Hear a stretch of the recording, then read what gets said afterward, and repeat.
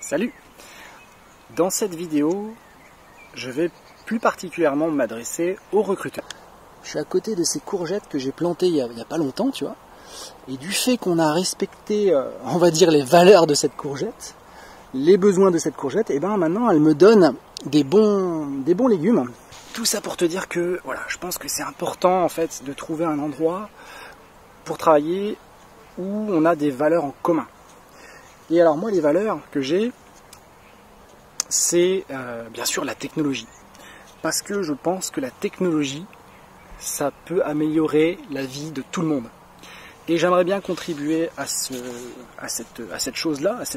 Et c'est pour ça que je suis développeur. Voilà. Je voudrais coder des choses qui vont améliorer la vie du plus grand nombre de personnes possible. Dans les autres valeurs que j'ai également la liberté. Je vais privilégier par exemple, tu vois, des technologies qui sont libres. Typiquement, j'ai travaillé sur du Salesforce Commerce Cloud. Je suis très content d'avoir fait mes premiers pas sur cette technologie à base de JavaScript qui ressemble à du Node.js. Mais je préfère les technologies libres, tu vois, les technologies que j'ai le droit, moi, d'utiliser pour faire des applications. Je trouve ça beaucoup plus sympa. Ça me permet de créer des choses qui vont justement aller dans mon pourquoi, c'est-à-dire améliorer la vie du maximum de personnes. Y compris moi, parce que je me crée aussi des applications pour moi-même. Donc j'aime bien utiliser des technologies libres. Après, comme à part la technologie et la liberté, d'ailleurs pour la liberté, je voulais aussi parler de liberté financière, donc j'essaie de faire en sorte d'être le maximum libre financièrement. Mon but, c'est d'être complètement libre financièrement. Donc pour ça, j'investis dans des actifs, comme l'immobilier par exemple. Comme tu as pu voir, je fais pousser des légumes, je découvre ça. Donc ça, si je fais ça, c'est parce que j'ai une autre de mes valeurs qui est la santé. Pour moi, la santé, c'est hyper important. En fait, sans santé, tu n'es rien. Si tu n'as pas la santé, t'as beau être, je sais pas, riche ou peu importe, si t'as pas de santé, ça sert à rien. Et enfin, en dernière valeur, je vais te parler de la famille. Et j'ai de la chance, j'ai maintenant 2 enfants. J'ai 2 enfants, et pour moi, c'est très très important d'avoir un peu de temps pour m'en occuper. Comment faire pour travailler tout en respectant mes valeurs? J'aimerais travailler sur des technologies à base de JavaScript, et encore plus idéalement, travailler à base de MERN-Stack. Donc MERN-Stack, c'est quoi? C'est M de MongoDB, E de Express, Express qui est un framework qui va avec Node.js, un framework back-end, R React. Donc React, je me suis formé et maintenant je suis à l'aise sur ce framework front. Dans d'autres vidéos, tu pourras voir que j'ai créé pas mal d'applications qui sont d'ailleurs full stack, où il y a une base de données, où j'utilise beaucoup React. Et après le N de MERN, c'est Node.js. La technologie finalement importe pas grand chose, du moment qu'elle est libre, ça respecte mes valeurs. En tant que développeur reconverti, j'ai beaucoup plus d'expérience en JavaScript. J'ai aussi installé beaucoup de distributions Linux, et en fait ça a commencé comme ça, c'est avec les distributions Linux. J'ai pu faire un petit peu de scripts en bash, des scripts vraiment très simples, et découvrir qu'on pouvait automatiser des choses. Et à partir de là, je me suis dit, tiens, ça serait bien quand même que j'apprenne un langage de programmation. Mais à l'époque, j'étais plus dans le commerce, donc c'était plus pour les loisirs. Et j'ai appris le langage Python. On peut faire aussi du web avec Django, Flask, avec des frameworks comme ça. D'ailleurs, j'en ai fait un peu, j'ai fait un petit peu mes débuts dans le web avec Django. J'ai vu qu'en PHP, c'était plus simple, c'était le king of the web, et que c'était plus simple de faire des serveurs, etc. Donc j'ai appris PHP. Et puis encore une fois, de fil en aiguille, alors à cette époque-là, j'ai travaillé, j'étais pas encore développeur, à un moment j'ai travaillé en tant qu'assistant commercial chez EDF. Pendant les vacances de Noël, moi je travaillais pendant les vacances de Noël, donc il n'y avait personne, il n'y avait pas de clients, etc. à appeler ou quoi que ce soit. Et je me suis dit, tiens, ça serait bien que que j'évolue encore au niveau Excel, et que j'apprenne à faire des macros. Donc j'ai appris à coder en Visual Basic Application. Et j'ai pu faire des macros qui ont permis d'automatiser beaucoup de choses, notamment qui ont permis de faire le travail de plusieurs intérimaires. Et mon manager, du coup, m'a demandé de faire d'autres macros pour d'autres personnes, comme par exemple, il y avait une personne qui s'occupait de l'éclairage public d'EDF et qui devait présenter devant le maire des tonnes de fichiers PDF, et donc il devait faire beaucoup de travail pour générer ces fichiers PDF. Donc moi je lui ai fait une macro qui faisait le travail pour lui.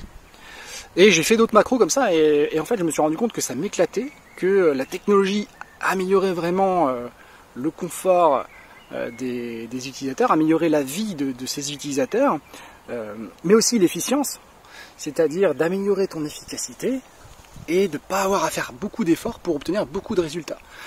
Je sais pas, j'ai fait une vidéo par exemple d'une application que j'ai fait qui s'appelle Glocus, qui permet de faire ça, qui permet de prospecter efficacement, enfin de façon efficiente. Mais j'ai aussi fait, je sais pas, une application en React aussi qui s'appelle Docimo, qui permet de générer des documents immobiliers, des avis d'échéance, des quittances de loyer, ce genre de choses. Et bref, j'aime bien créer des applications, utiliser la technologie encore une fois pour améliorer la vie des êtres humains. Et c'est à ce moment-là que je me suis dit, ça serait vraiment bien quand même que je me reconvertisse là. J'ai trouvé un travail dans le transport. Et là, il y a Pôle emploi qui ne savait pas que j'avais trouvé un CDI dans le transport, qui me dit finalement là, on s'est rendu compte que y a vraiment beaucoup de besoins de développeurs. Donc, on fait une formation de reconversion qui dure 6 mois, formation full stack. Bref, j'étais en période d'essai, je vais voir je vais au rendez-vous pour voir un peu ce que c'est, et je suis hyper intéressé, et je passe quelques entretiens, et voilà, par la suite je suis sélectionné pour faire cette reconversion. Et de là donc dans cette formation, qu'est-ce qu'on a fait? J'ai revu donc HTML, CSS, mais de façon plus poussée, tu sais, par exemple quand tu as une maquette, et tu veux transformer une image en un site internet responsive, voilà, ce genre de choses. Donc j'ai appris à faire ça. Je connaissais déjà CSS et HTML, mais voilà, j'ai appris à le faire de façon plus poussée. J'ai découvert JavaScript. Donc là, j'étais bien content de découvrir encore un nouveau langage. Après Python, PHP, Visual Basic Application. On a vu jQuery également. Et on a vu PHP. Donc PHP que je connaissais déjà aussi. Et on l'a vu on a un petit peu plus creusé le côté objet. Voilà, parce qu'en Visual Basic Application, j'avais commencé à faire des classes là, pour jouer avec les objets. Mais voilà, je maîtrisais pas encore bien le truc. Et avec PHP, du coup, j'ai commencé à bien comprendre. Et puis de moi-même, je me suis intéressé à JavaScript parce que je trouvais ça vraiment cool. Et tu sais, dans JavaScript, c'est un peu différent. Tu as des prototypes, enfin, l'orienté objet est un peu différent des autres langages. Et donc j'ai creusé un peu le sujet parce que dans la formation, on n'avait pas vu ça. J'ai tout de suite été embauché chez Capgemini. Capgemini qui cherchait à créer une équipe pour faire du Salesforce Commerce Cloud, anciennement appelé Demandware. C'est une technologie qui n'est pas libre, mais qui permet de faire des sites de e-commerce.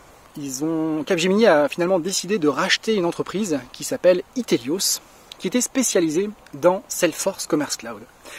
Et quand ils ont fait ça, donc comme Itelios avait déjà leur équipe de développeurs, ils n'ont pas voulu reprendre en fait une nouvelle équipe. Ils ont dit non, nous on a déjà une équipe. Et du coup mon équipe a été dissoute. Je me suis retrouvé, tu sais, ce qu'on appelle les intercontrats. Et à partir de là, on me proposait de faire du test. Il n'y avait pas vraiment de mission et on me proposait de faire du test. Et du coup, j'ai fait un peu de test, mais voilà, ça me faisait pas rêver. Donc du coup, je suis allé chez Altima. Et là, j'ai pu commencer à être vraiment développeur. Donc j'ai commencé par des tâches plutôt front-end. Grâce à HTML, CSS et aussi JavaScript côté front-end, j'ai pu être opérationnel tout de suite et tout de suite donner de la valeur au projet. Par la suite, on m'a demandé j'ai principalement travaillé sur le site internet Babilis, enfin les sites internet Babilis, FR, Espagnol, etc. Et faire la TMA, donc la maintenance du site. Donc toujours du Salesforce Commerce Cloud. Et donc là, j'ai fait beaucoup de front-end, mais aussi du back-end. En fait, j'ai fait les deux. Donc c'était très intéressant. J'ai aussi pu faire des scripts en Node.js qui permettaient notamment, il y avait des problèmes pour la traduction des sites, parce que Salesforce Commerce Cloud n'était pas très bien fait pour ça, pour traduire, pour extraire les mots à traduire et refaire des sites avec une nouvelle traduction. Donc du coup j'ai pu créer des scripts en Node.js pour faire ce genre de choses. Là j'ai commencé à faire aussi un portfolio en Node.js. Il faut savoir que Salesforce Commerce Cloud c'est du JavaScript. C'est-à-dire que côté back-end, c'est du JavaScript, ça ressemble énormément à Node.js. Et côté front-end, c'est toujours pareil. Front-end, c'est du HTML, CSS et JavaScript front. Ils utilisent jQuery. Ils utilisent jQuery, mais on peut utiliser aussi du Vanilla.js. et le HTML, donc il y avait ce qu'on appelle du ISML, tu sais, c'est une sorte de template, en gros, pour du HTML amélioré, un peu comme du Twig ou un peu comme du Pug, ou enfin bref. On va pas rentrer trop dans le détail, mais voilà, c'est du HTML, CSS. Donc côté front, HTML, CSS, JavaScript, jQuery, et côté back, un truc qui ressemble à du Node.js, donc Salesforce Commerce Cloud. Et j'ai pu donc m'améliorer en front et en back grâce à cette opportunité. Et là, je me suis séparé de mon ex, et j'ai eu la garde en alternance une semaine sur deux, donc mes enfants. Et puis je me suis rendu compte qu'avec, tu sais, mes projets de liberté où j'investis dans des actifs, dans de l'immobilier, plus les enfants à gérer, qui n'ont pas cours le mercredi, c'était compliqué. J'arrêtais pas de courir et puis voilà, j'étais moins bien, tu vois. Je me sentais pas bien. Donc j'ai demandé à travailler à temps partiel. J'ai demandé à 80%. Et malheureusement, ça a été refusé. On m'a dit non, tu travailles à 100%. Donc j'ai travaillé à 100%. Et sauf que tous les mois, je retournais demander, pendant un peu plus de 6 mois, je redemandais est-ce que c'est possible de travailler maintenant à temps partiel, etc. Et c'était toujours pas possible. Et un peu plus de 6 mois plus tard, on a abouti à une rupture conventionnelle qui m'a permis donc moi ce que je me suis dit c'est ok, je vais me lancer en freelance. Et je vais donc trouver des clients qui vont me permettre de travailler à temps partiel. Et alors j'ai trouvé pas mal de clients intéressés par du temps partiel. Alors c'était plus trop du JavaScript, il y avait du JavaScript, on m'a demandé de faire des trucs en JavaScript, mais c'était souvent du PHP et des petits clients. Et en fait le truc c'est que malheureusement, avec tous les impôts que les Français ils ont, les petites entreprises elles sont un peu assommées et c'est compliqué pour elles de payer bien, de payer un développeur. On a des TJM qui sont à plus de 300 € la journée. Et pour les entreprises c'est un peu compliqué quoi. Moi j'ai trouvé plutôt des missions, on me proposait plutôt des missions où il y avait beaucoup moins de... il y avait des besoins, hein, ça c'est clair qu'il y avait des besoins, mais il n'y avait pas beaucoup d'argent derrière, quoi. C'était pas... par exemple, même des PME, je me suis retrouvé à être en négociation avec une acheteuse, et elle voulait clairement tirer les prix vers le bas, et c'était pas top, quoi. Une SASU, ça nécessite un comptable, ça nécessite... des frais d'ouverture, et si jamais tu la fermes, parce qu'il y a souvent des recruteurs qui m'appellent pour me proposer du temps plein en général, même tout le temps en fait, on me propose tout le temps du temps plein, et donc moi je refuse à chaque fois, je dis non, moi je cherche du temps partiel, et mais je me suis dit voilà, ça serait dommage de créer ma boîte si par la suite je fais finalement un CDI, et que je dois refermer la boîte, et donc refaire des frais encore, parce que pour fermer une boîte il y a encore des frais. Je me suis dit, ok, je vais attendre d'avoir une mission à 3-4 000 € de chiffre d'affaires avant de créer ma boîte. Et en fait, pour l'instant, c'est jamais arrivé. Donc après, c'est vrai que je suis pas un grand fan de démarcher des clients, je dois dire. Mais pour l'instant, c'est encore jamais arrivé. Je suis allé dans un club, là, tu sais, où tu rencontres des professionnels. J'ai quand même rencontré des gens qui avaient des besoins, mais voilà, c'était pas... Il n'y avait jamais 3 000 ou 4 000 €. J'étais jamais prêt à faire ça. Au mieux, c'était 2 000 €. Et encore, quoi. C'est vrai que je démarche plus trop maintenant, mais maintenant je préfère me former, on va dire. Je me dis ça, au moins je suis sûr que c'est une valeur, je suis sûr qu'au moins je vais gagner quelque chose à me former. Notamment dans Node.js, là je sais déjà faire des applications en main stack, mais là j'ai acheté une formation justement pour approfondir, tu vois, le côté Node.js, le côté API. J'ai acheté une formation vraiment spécialisée là-dedans, donc créer une API pour vraiment maîtriser cette partie-là. Encore une fois, je sais déjà le faire. J'ai déjà créé une application, par exemple, qui utilise la main stack de moi-même. J'en ai déjà créé plusieurs même.